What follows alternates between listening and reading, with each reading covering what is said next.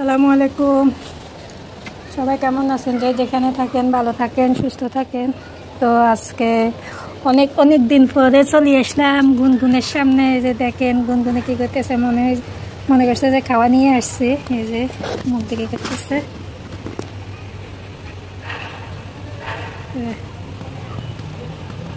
তো চলেন আজকে আমার গাছগুলা দেখাই। তামজিদের ম্যাডামে তুলে আনছি। আমার টেম্পল গাছগুলো কি হয় না, মরি জায়গায়।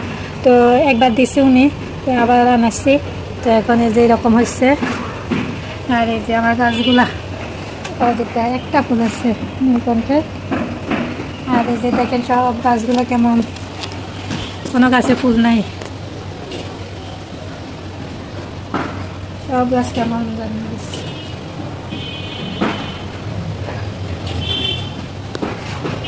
এই গাছটা দেখতে কি সুন্দর লাগে।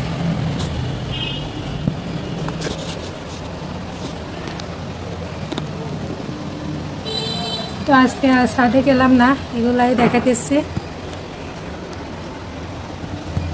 তো চলেন আজকে আমি কি রান্না করি আপনাদের সাথে একটু শেয়ার করব। তো আজকে আচারি মোরগ তৈরি করব। সব সময় তো একরকম মশলা দিয়ে খাওয়া হয়, তো আজকে ভিন্ন রকম ভিন্ন স্বাদে আচারি মোরগ রান্না করব। তো আপনারা দেখেন কিভাবে রান্না করি। প্রথমে আমি সরিষার তেল দিয়ে দিলাম। তো এখানে আমি এলাচি, দারচিনি, তেজপাতা দিয়ে দিলাম। আর কয়েকটা মৌরি, মিষ্টি জিরা গুঁড়া দিয়ে দিতেছি অল্প কয়েকটা। এগুলারে ভালো করে নেড়ে ছেড়ে নেব। আর এখানে একটু পেঁয়াজ দিয়ে দিলাম, যেহেতু মাংস পেঁয়াজটা অবশ্যই লাগবে।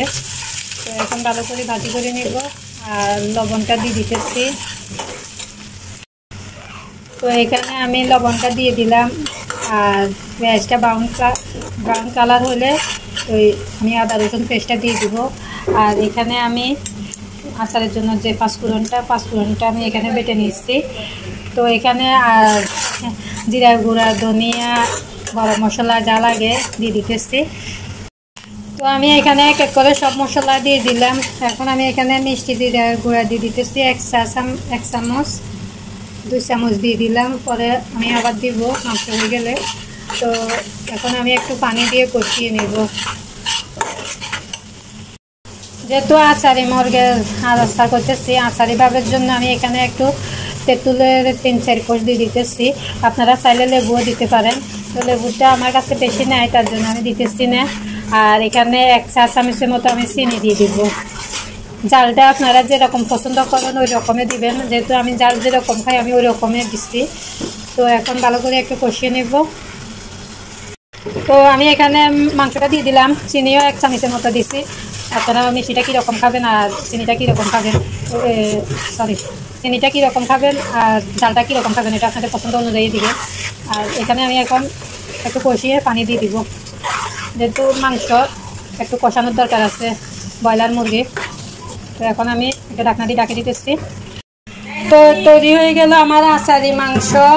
যেহেতু আপনারা বলবেন এখানে এত তেল কেন, তো আসলে আচার তো আচারের উপর দিয়ে তো তেল বাসে, তো এই তেল তো থাকবে। তো দেখেন কীরকম হচ্ছে। আমি কিন্তু আরও একদম শুকনা করব।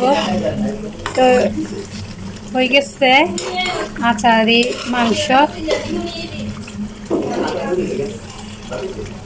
তো